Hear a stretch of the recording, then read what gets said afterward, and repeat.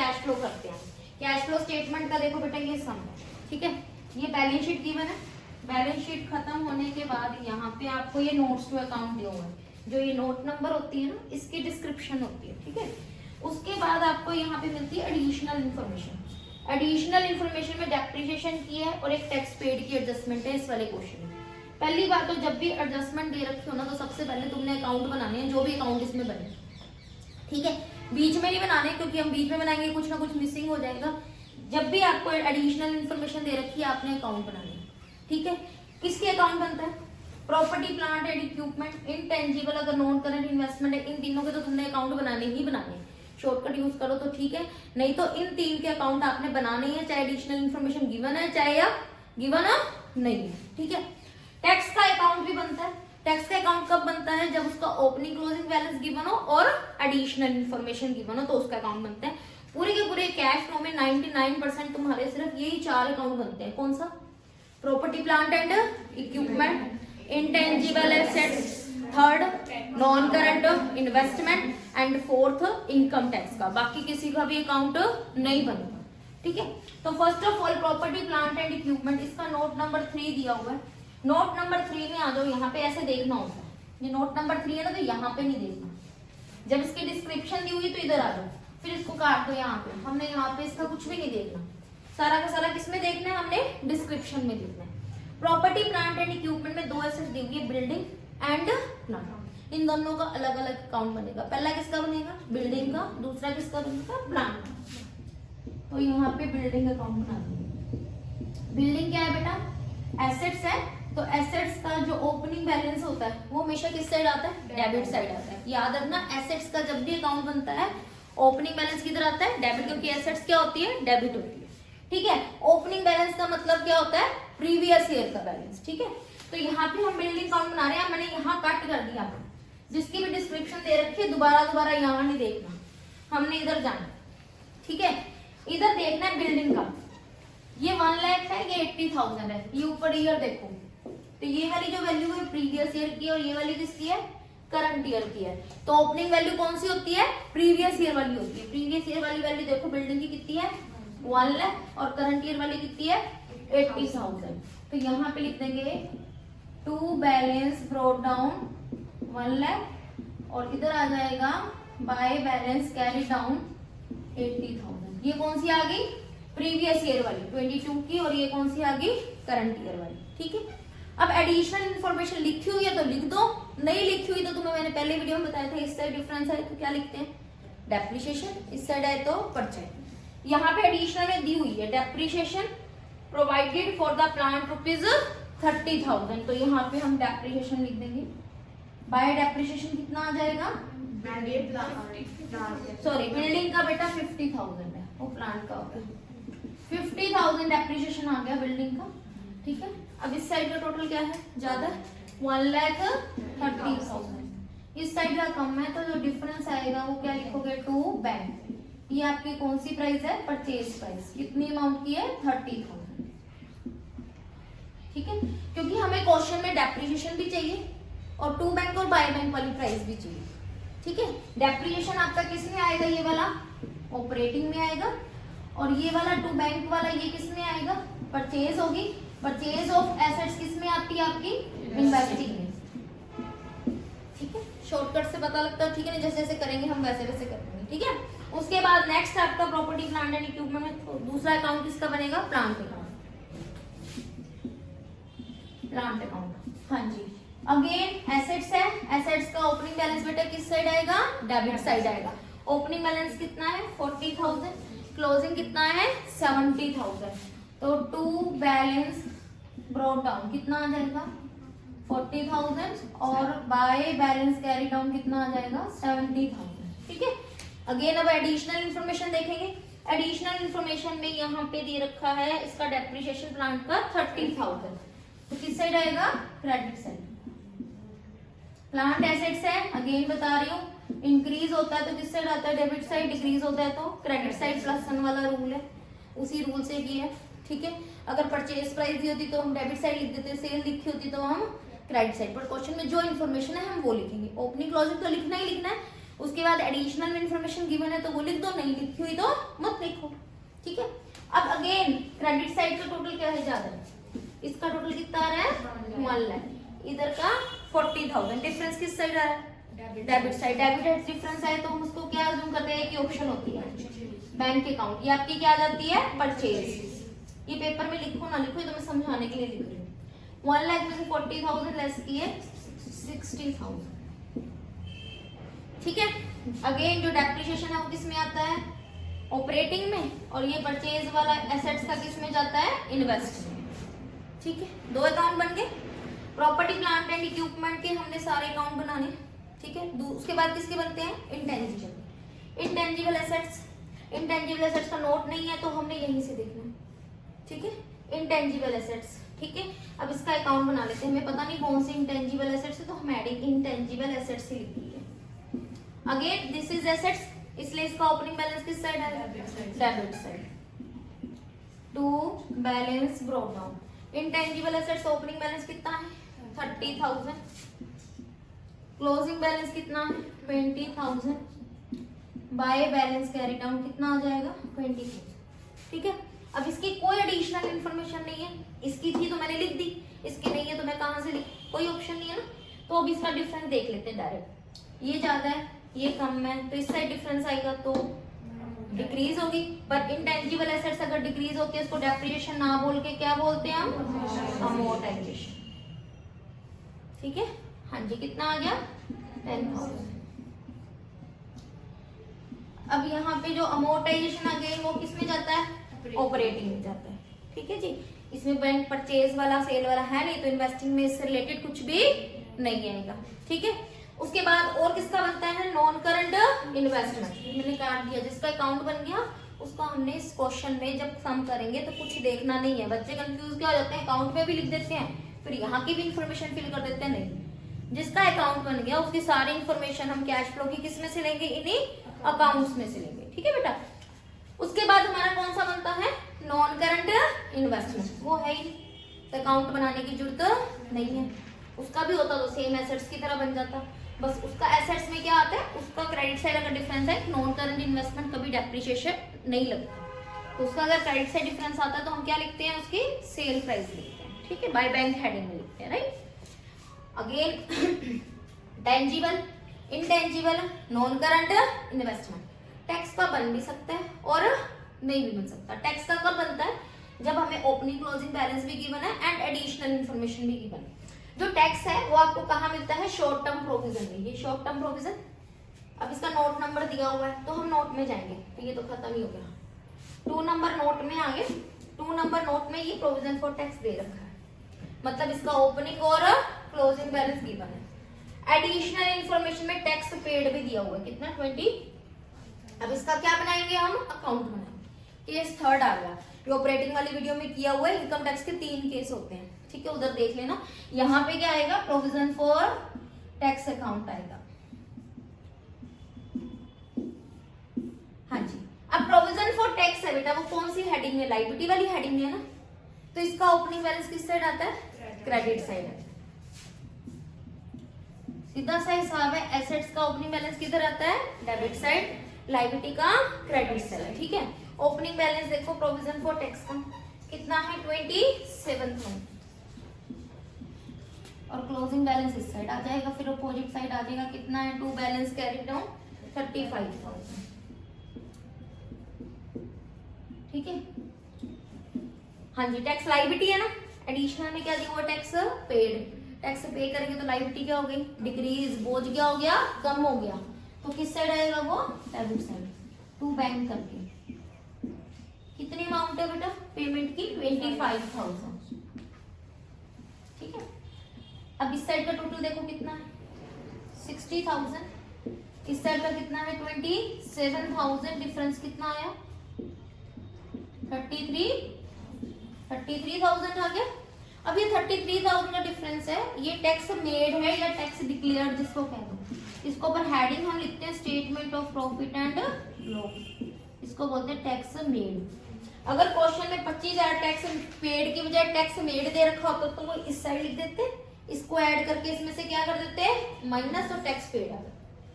तो opening closing balance दे रखा हो, एडिशनल इन्फॉर्मेशन में या तो टैक्स पेड दे रखा होगा या मेड दे रखा होगा, तो तुमने क्या बनाना है, अकाउंट बनाना है। Is it clear? सबसे पहले हमने क्या बनाने हैं, सारे अकाउंट्स बनाने हैं। कौन कौन से?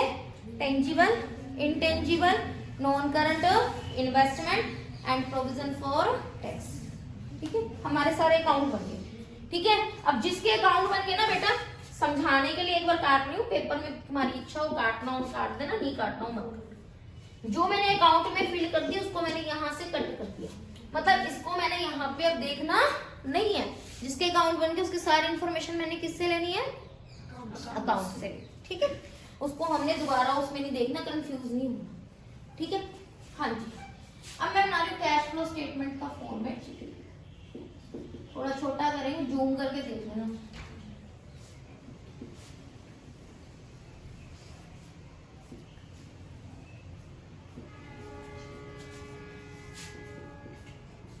इधर पर्टिकुलर, डिटेल एंड रुपीज।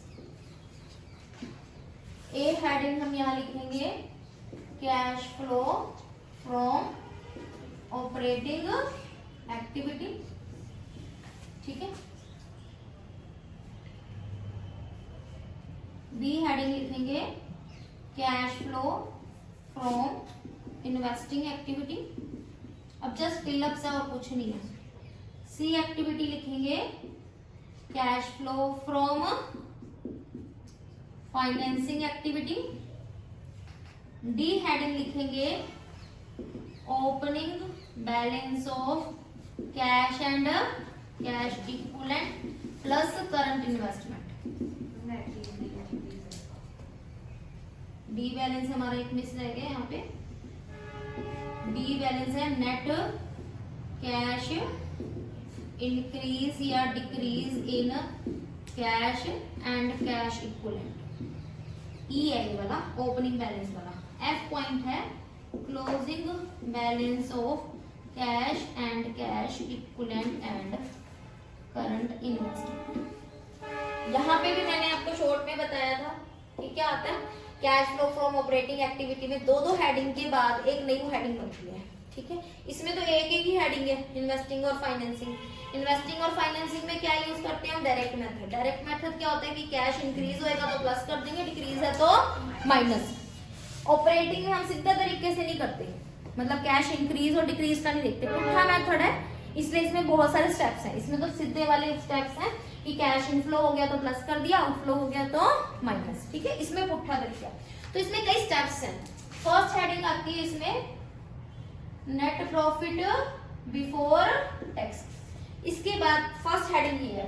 ठीक है, फिर उसके बाद दो एडजस्टमेंट आएगी, फिर एक हेडिंग आएगी, फिर दो एडजस्टमेंट आएगी, फिर एक हेडिंग आएगी, मतलब 3 बार एडजस्टमेंट आएगी। याद रखना कितनी एडजस्टमेंट आएगी, 3। फर्स्ट आती है non cash and non operational. Non cash and non operational expenses, इसका अपोजिट, मतलब एडजस्टमेंट दो आएगी, इसका अपोजिट। इसका अपोजिट क्या आएगा, non cash and non operational income. ये दो एडजस्टमेंट आ गई, फिर एक हेडिंग आएगी। हेडिंग क्या आएगी देखो, profit before the adjustment of working capital changes. अब यहाँ वर्ड क्या आ गया बेटा, वर्किंग कैपिटल। वर्किंग कैपिटल में क्या आती है, current assets and current asset liability. तो नेक्स्ट क्लू क्या है कि नेक्स्ट एडजस्टमेंट किसकी होगी, current assets and current liability की। तो ऐड क्या करोगे,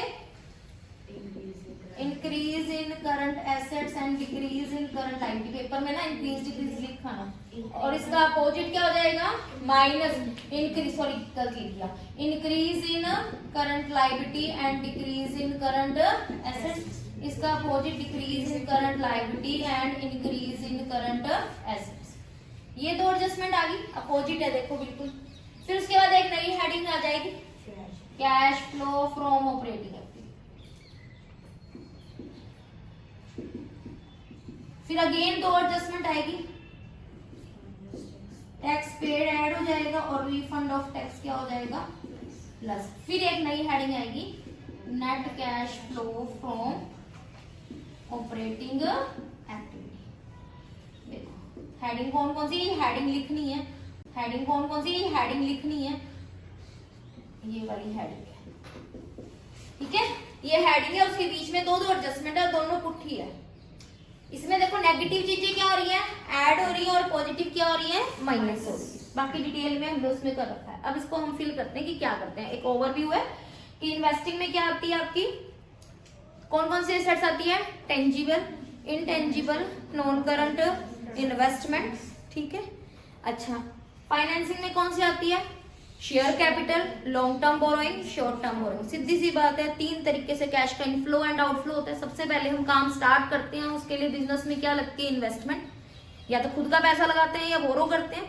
खुद का पैसा लगाएंगे उसको कैपिटल बोलेंगे, और जो बोरो करेंगे उसको बोरोइंग बोलेंगे। तो उसमें किसका रिलीज हो गया, फाइनेंस। तो वो तीनों चीजें किसमें आ गई, फाइनेंसिंग। मतलब फाइनेंसिंग एक्टिविटी से कैश का इनफ्लो एंड आउटफ्लो होता है। दूसरा, जब हमारे बिजनेस में पैसे लग गए, उसके बाद रूटीन का काम चलता है, परचेज एंड सेल वाला। वो कौन सा है, ऑपरेशनल। पर ऑपरेशनल का हम कौन सा मेथड यूज कर रहे हैं, इनडायरेक्ट, ठीक है। उसके बाद जो हमारे पास सरप्लस मनी बच गई, जो बद पैसा आ गया, उसको हम क्या करते हैं, इन्वेस्टमेंट करते हैं। मतलब आपके पास एक्स्ट्रा पैसा आ गया तो आपने एफडी कर दी, शेयर मार्केट में लगा दिए, उससे क्या हो गया, कैश का इनफ्लो एंड आउटफ्लो। वो किस में आता है, आपका इन्वेस्टिंग है, ठीक है। तीन तरीके से इनफ्लो और आउटफ्लो होता है, उसको तीन हेडिंग मिली, ठीक है। अब मैं इसको जस्ट फिल कर रही हूँ, ठीक है। जैसे जैसे तुम करोगे वैसे वैसे तुम्हारी स्पीड बढ़ जाएगी, ठीक है। हाँ जी, सबसे पहले ना बेटा DEF, ये 3 पॉइंट कर लेना, इसका 1 नंबर पक्का है, ठीक। ई पॉइंट जो जो मैं लिखी जाऊंगी उसको क्रॉस करी जाऊंगी, ठीक है। ई पॉइंट क्या है, opening balance of cash and cash equivalent and current. हाँ जी, कैश एंड कैश इक्विवेलेंट हमारी क्या होती है, करंट एसेट्स। ये कैश एंड कैश इक्विवेलेंट है, इसमें करंट इन्वेस्टमेंट नहीं है। ओपनिंग और क्लोजिंग बैलेंस लिख देंगे इसका। ओपनिंग कितना है, 15,000, ये बाहर वाले कॉलम में लिखना है, और क्लोजिंग कितना है, 17,000, ठीक है। ये मैंने लिख लिया, इसको अब देखना ही नहीं है मैंने पूरे क्वेश्चन में, ठीक है। 17 एंड 15, और इसका मैंने शॉर्टकट मेथड बताया था, यहाँ पे क्या लिख दो, F माइनस E। वैसे इसका method A plus B plus C, ये सबको पता है, सबने क्लास में सुन भी रखा होगा, बट इसका इन शॉर्ट में मेथड क्या है, F माइनस E। F में से E माइनस किया, कितना आ गया, 2000। 17 माइनस 15, 2000। बस ये एक स्टेप खत्म कर लेना, क्योंकि इसको बाद में तुम भूल जाते हो, ठीक है। अब हम स्टेप बाय स्टेप चल रहे हैं, ठीक है। हाँ जी, पहला स्टेप बाय स्टेप चलना है कि जो चीजें लिख दी फिल कर दूं, बोलो। स्टेप बाय स्टेप चलते हैं। नेट प्रॉफिट बिफोर टैक्स, इसका हमने पहले किया हुआ है आराम से। नेट प्रॉफिट बिफोर टैक्स यहाँ कर लेते हैं, देखना कवर आ रहा है, ये हो रहा है इधर।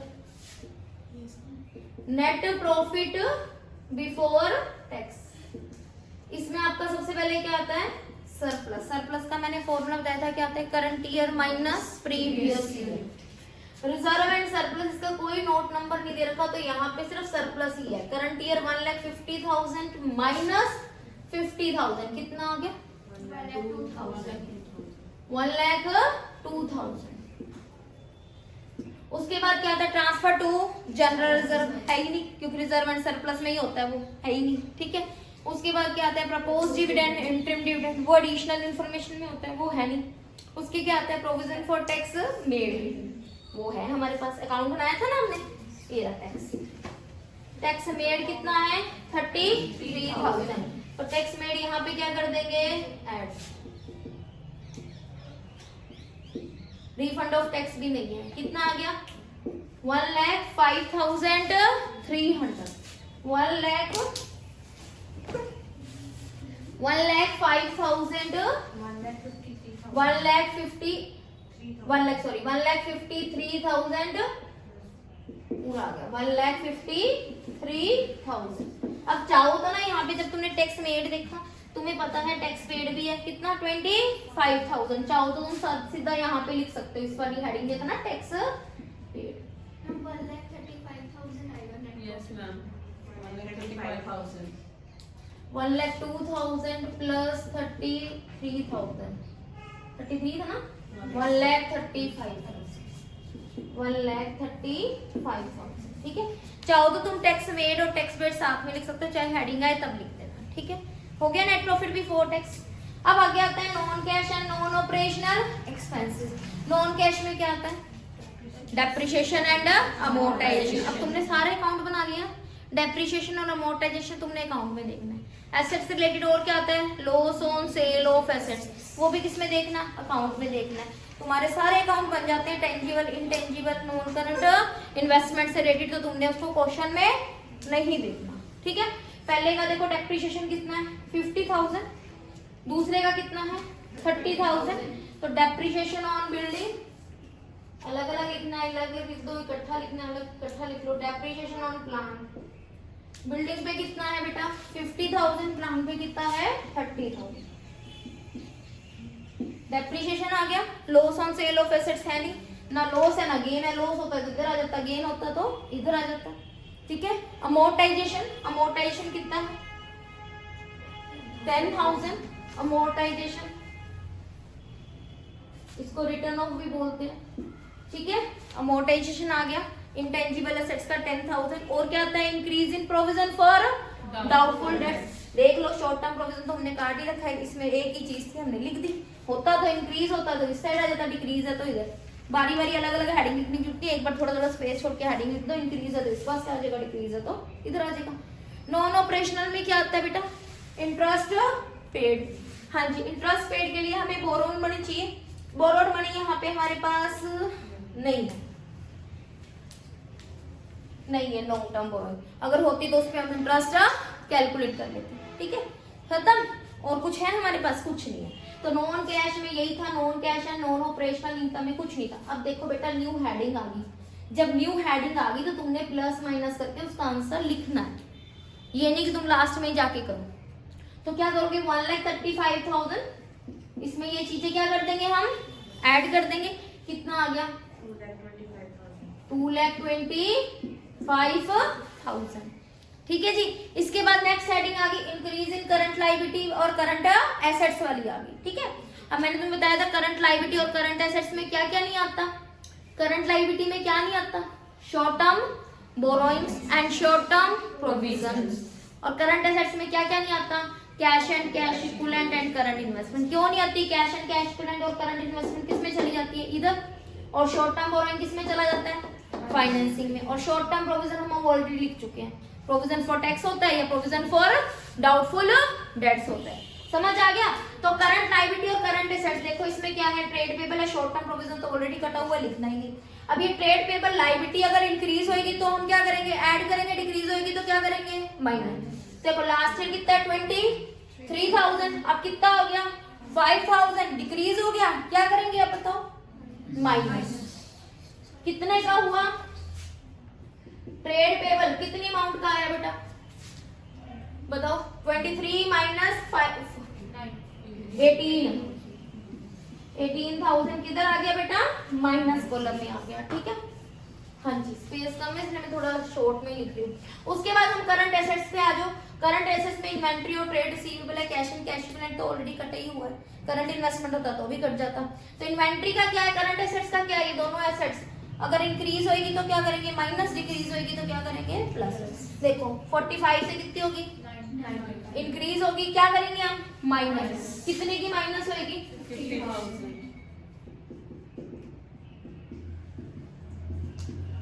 क्या थी एसेट्स? इन्वेंट्री।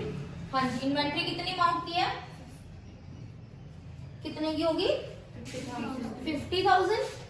क्या कर देंगे बेटा? ये माइनस, ठीक है। उसके बाद नेक्स्ट एसेट्स क्या है? ट्रेड रिसीवेबल 120 था, 2 लाख हो गया, इंक्रीज हो गया। कितने से हो गया? 80,000 से। ये भी क्या कर देंगे? माइनस। ट्रेड रिसीवेबल कितनी अमाउंट का है बेटा? 80,000।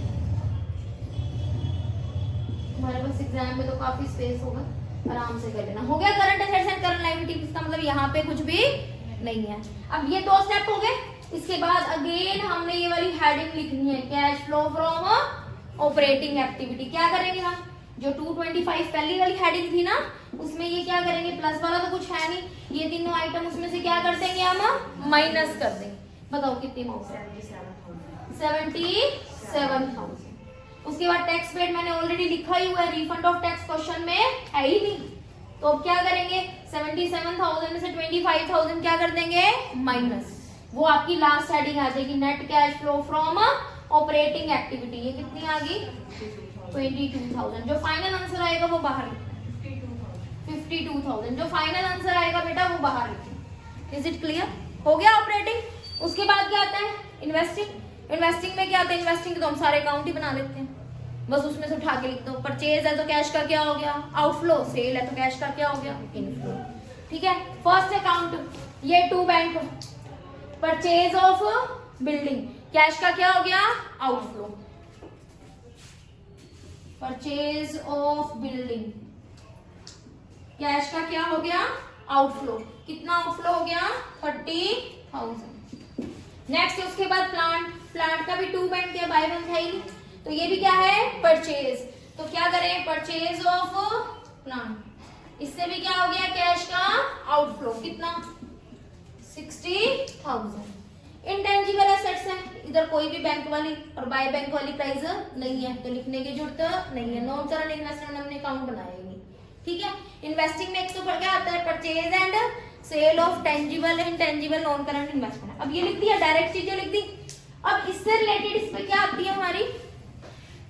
Interest, dividend, rent received. वो एडिशनल क्वेश्चन में नहीं है, होती तो इसमें क्या कर देते हैं हम? ऐड कर देते।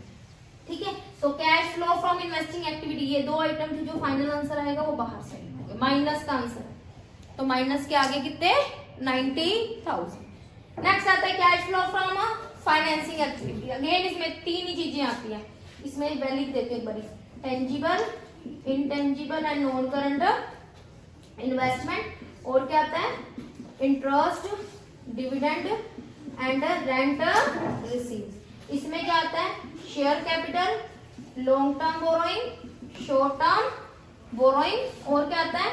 Interest and dividend paid. Paid वाले आते हैं इसमें, ये याद रखना। इसमें कौन से वाले आते हैं? रिसीव वाले। अब हमने क्या देखना है? Share capital, long term borrowings and short term borrowing. ये रही share capital. Share capital note number दिया हुआ है, तो नोट नंबर दिया हो तो यहाँ हमने कुछ नहीं देखा। Equity and preference share. Equity share last year 2 lakh थे, अब कितने हो गए? 2 लाख 50,000। तो 50,000 से इंक्रीज हो गए, तो कैश का क्या हो गया? इनफ्लो। प्रेफरेंस शेयर 50 थे, अब हो गए 40,000, डिक्रीज हो गए, तो कैश का क्या हो गया? आउटफ्लो। अब long term borrowing, short term borrowing इसमें नहीं है, बोरोइंग्स नहीं है तो उस पर इंटरेस्ट भी नहीं है। शेयर कैपिटल का इंट्रीम और प्रपोज डिविडेंड भी आपको एडिशनल इन्फॉर्मेशन में गिवन नहीं है, तो कितना आ गया? Net cash flow from financing activity 40,000। अब यहाँ पे देखो 52 प्लस 40 कितने हो गए? 92,000। उसमें से 90,000 हमने लेस किए, तब भी क्या आ गया? ये सेम आंसर आ गया। मतलब जो आपका ये डी पॉइंट है, ए प्लस बी प्लस सी वाले फॉर्मूले से भी आ जाएगा, एफ माइनस, तब तुम्हें पता ही है कि एफ माइनस ई से भी आ जाएगा, तो वो वाली फिल कर दो। तो आपकी कुछ एडजस्टमेंट दो साइड आती है, पर वो यहाँ इस क्वेश्चन में थी नहीं। कौन कौन सी? Non cash and non operation में जो आती है, एक तो इंटरेस्ट पेड। इंटरेस्ट पेड कौन सी एक्टिविटी है? फाइनेंसिंग। फाइनेंसिंग में क्या करते हैं? Minus. Non cash and non operation expenses में वो क्या होती है? Add. Interest receive, dividend receive, rent receive. Non cash and non operational income इस हेडिंग में आती है, क्या करते हो यहाँ पे? माइनस। और वो इन्वेस्टिंग में क्या करते हो? ऐड। सेकंड ये वाली होगी। थर्ड जो प्रपोज डिविडेंड और इंटरिम डिविडेंड आता है, नेट प्रॉफिट बिफोर टैक्स की कैलकुलेशन में वो ऐड होती है, और वो फाइनेंसिंग में क्या होती है? माइनस। तो जो डिविडेंड है और इंटरेस्ट है वो आपकी क्या आएंगे? दो साइड आएंगे। जो पेड वाला है वो ऑपरेटिंग में क्या हो रहा है? ऐड। और फाइनेंसिंग में क्या हो रहा है? Minus. Interest paid, propose dividend और इंटरिम डिविडेंड ऑपरेटिंग में कहीं ना कहीं वो क्या हो रहा है? ऐड हो रहा है, और फाइनेंसिंग में क्या होता है? माइनस। इंटरेस्ट डिविडेंड और रेंट रिसीव्ड वो ऑपरेटिंग में क्या होती है? माइनस, और इन्वेस्टिंग में क्या होती है? प्लस। रेंट पेड आपका ऑपरेशनल एक्सपेंसेस है, रेंट पेड यहाँ पे नहीं आ रहा, रेंट रिसीव्ड की बात हो रही है, तो रेंट पेड को मत ले लेना इधर, रेंट रिसीव्ड आपका दो साइड आ रहा है। ठीक है बेटा? Audio Jungle.